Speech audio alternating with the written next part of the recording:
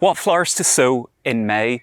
Well, spring is well and truly underway, and I'm sure that you want to sow some seeds of your own. So whether you're wondering what to sow in May or what flowers can I sow this month, I have got some really great recommendations for you. Plus, I've got another top YouTube gardener and grower with their one seed that if you sow nothing else, you have to sow this.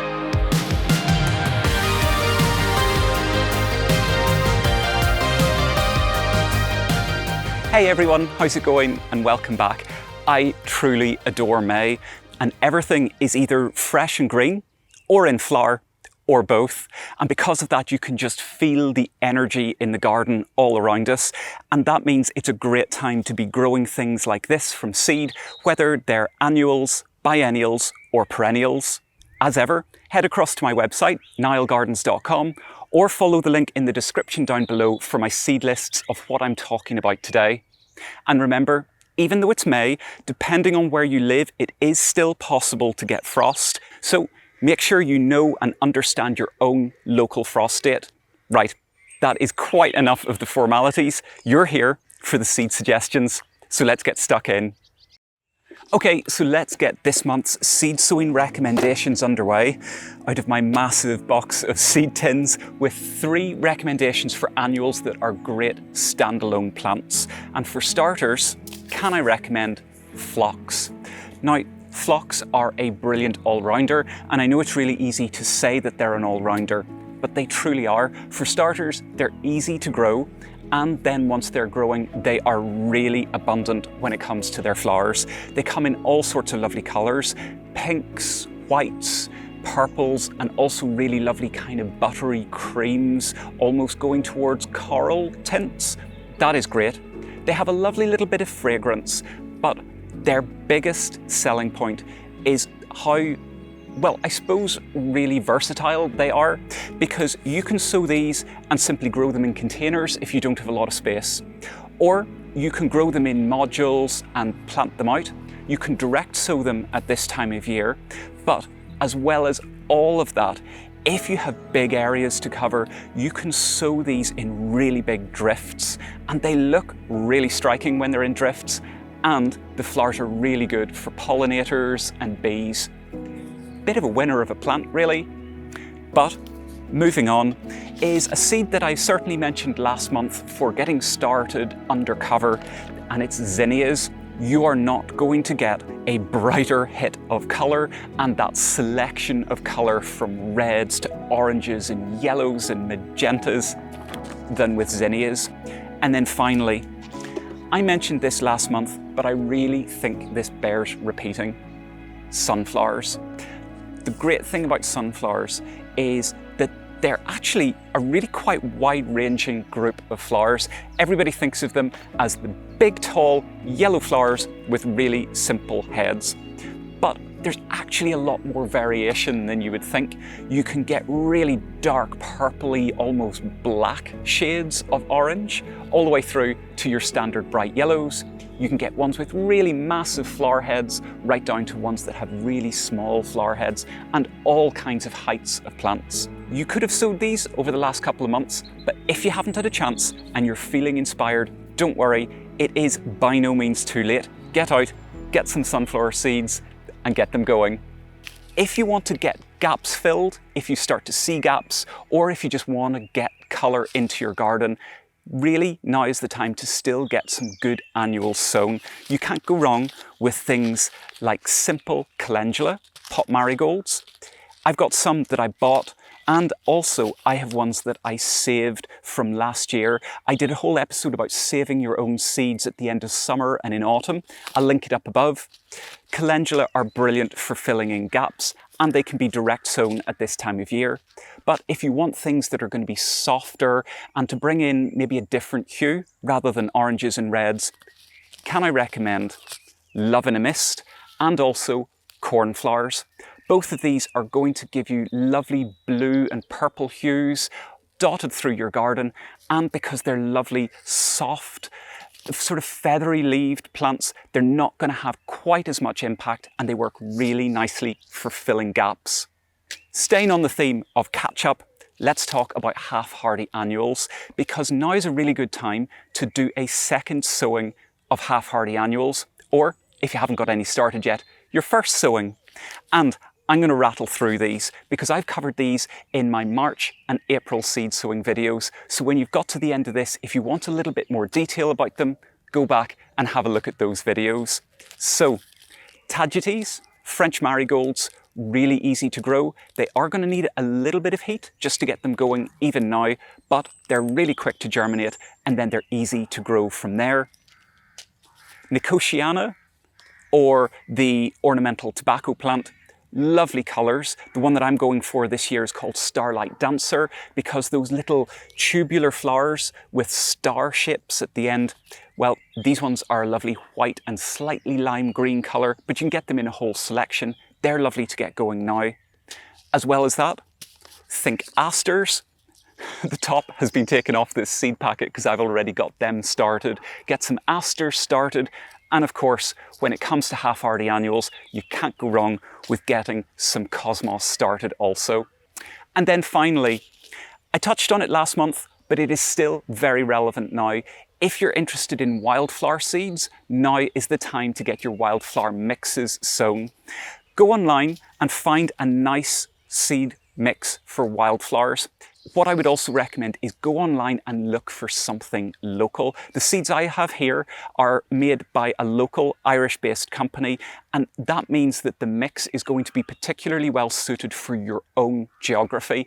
That means that not only is it going to have the best chance of being successful for you, but it's also going to have the best chance of giving the local pollinators what they want.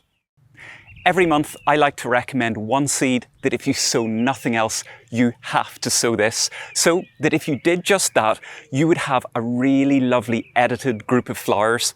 Well, this year, rather than my own recommendations, I'm inviting some of my absolute favourite YouTube gardeners and growers to share their own top flower choices, why they love them, and why they think you are going to love them too.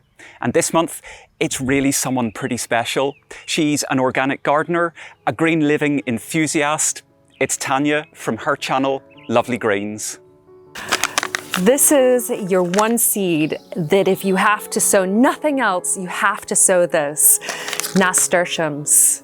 Now, nasturtiums are easy to grow. And not only that, they have huge impact. You can grow them in window boxes, you can grow them in containers, you can grow them in open beds. And here on the Isle of Man, they even grow wild on the beach. They are that hardy.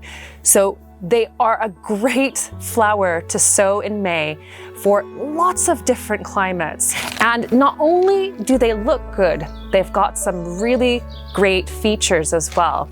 Nasturtiums are edible flowers. You can eat the entire plant, from leaves to flowers to the green seeds. They're also a companion plant. So if you grow them alongside some of your veg, they'll lure some of the insects away from them, like cabbage white butterflies. Nasturtiums have a lot going for them, but let's go back to how easy they are to grow. They are effortless. All you need to do is sow the seed in spring, and anytime April and May is fantastic.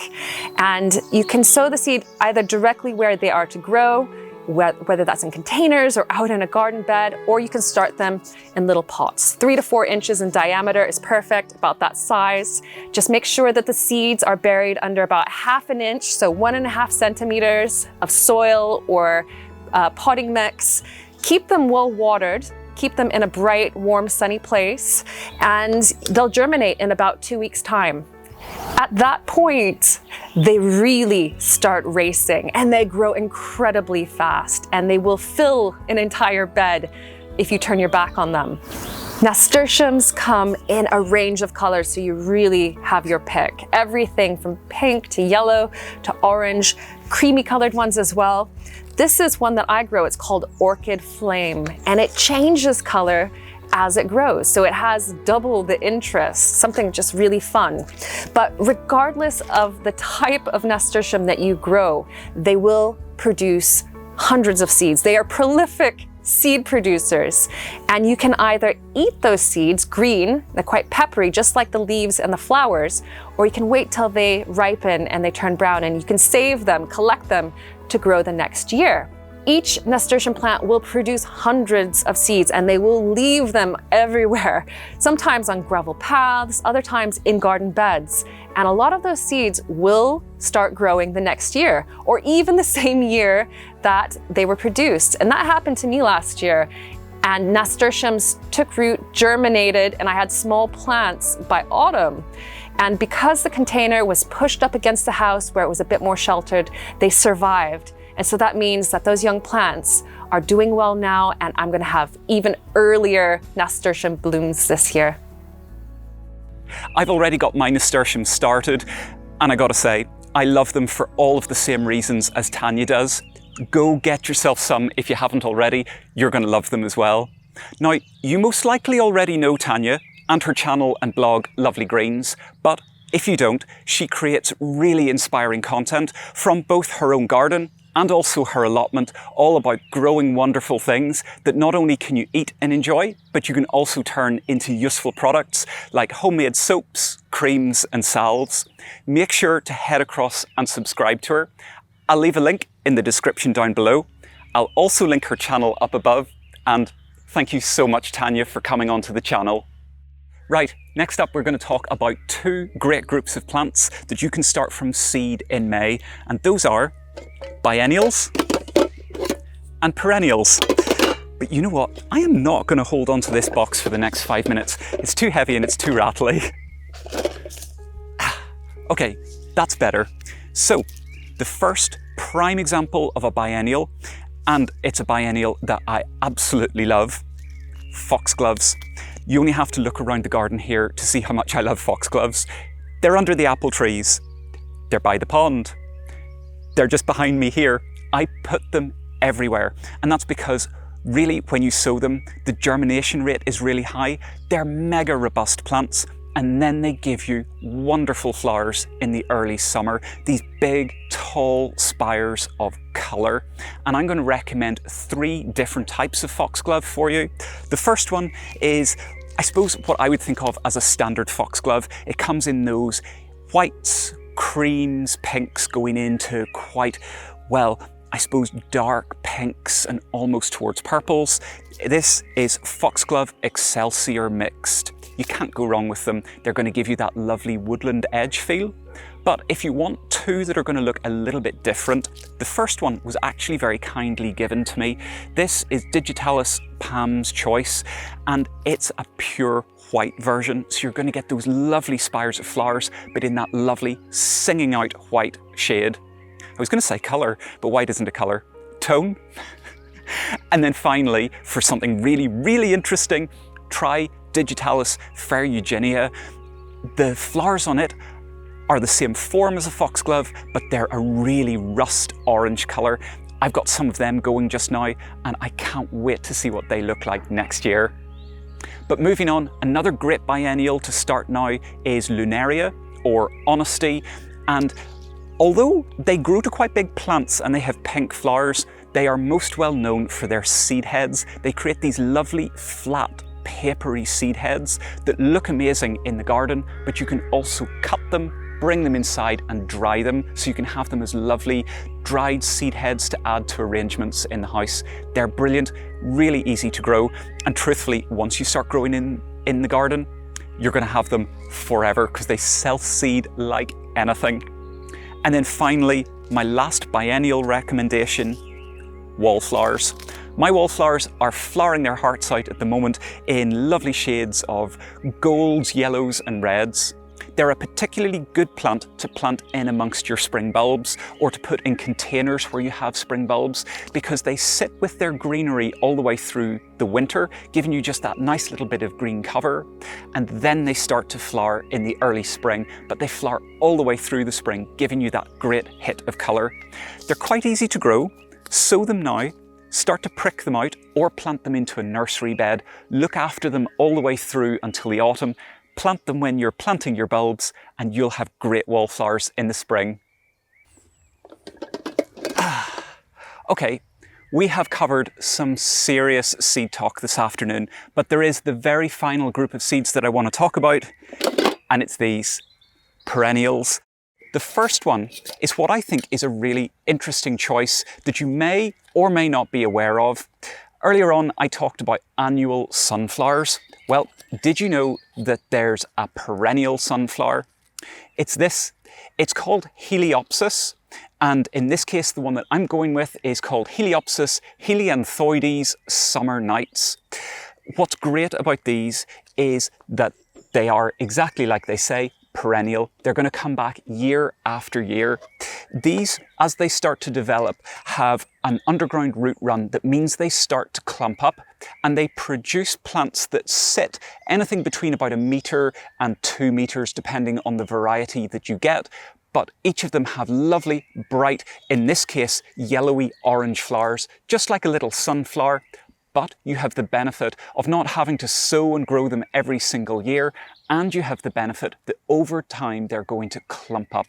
These are a great thing to get started. But my next recommendation is, believe it or not, something that I don't have at all in the garden here, and yet I think everybody's going to be familiar with, and it's lavender. Lavender, obviously, you can buy as plants, but it's also great to be started from seed at the moment. Start it from seed, bring it on, and you're going to have all of the benefits that I think all of us are familiar with when it comes to lavender. Those lovely bluey purple flowers that are borne on long stalks, and of course that just delicious relaxing scent that comes from the flowers and also when you rub the leaves. And then for my third recommendation, well, in contrast to lavender, which we don't have any of, Aquilegia, which we have loads of. I adore Aquilegia. The flowers are really interesting looking. I'm not entirely sure how I would describe their shape and form, and the colour variation is just massive. You can get single colours, multiple colours, every shade of blues and purples and whites and pinks. They are brilliant, and once you get them started, they're going to keep going in your garden, and they're going to keep self-seeding so that you get more and more clumps. We have loads of them in the secret garden, and I love them. I think you're going to love them too. The next one is another hardy perennial that's quite good to grow and really is just a stalwart in the garden, and it's hardy geraniums. Get some nice hardy geranium seeds. They're really easy to grow from seed, and they're gonna create brilliant plants of all different kinds of colors. They create lovely little mounds, soft mounds of flowers that are going to really develop, depending on the type that you get, into quite big mounds, but they're lovely for adding that soft, real perennial herbaceous look to your garden. And then finally, the very final seed of this episode, it's this, Veronicastrum. It's a perennial plant that produces really nice, upright, fine spires of flowers. Now, quite different to, say, a foxglove. These flowers are really quite fine, and the stalks of the flowers are really quite fine as well, and they taper to a point. They're beautiful. You can get them in all sorts of colors, but I'm going with a white one. This specific one is Veronicastrum virginicum alba because it's white. Plant some of these, they're going to give you year after year of really gorgeous flowers, but also a really standout form. And I think that's what's great about perennials, is that annuals are great for adding that hit, that pop of color, but perennials are good for giving you that structure, and the variety of structure that you get from perennials means that I think it is definitely worth considering at least sowing one perennial. Hopefully, my list of flower seed recommendations for May has got you really fired up to get sowing some things of your own. But if you're looking for great vegetables to grow from seed in May, check out this video here for the very best choices. Or alternatively, here's another video that I'm sure you're going to love. And until next time, see you later.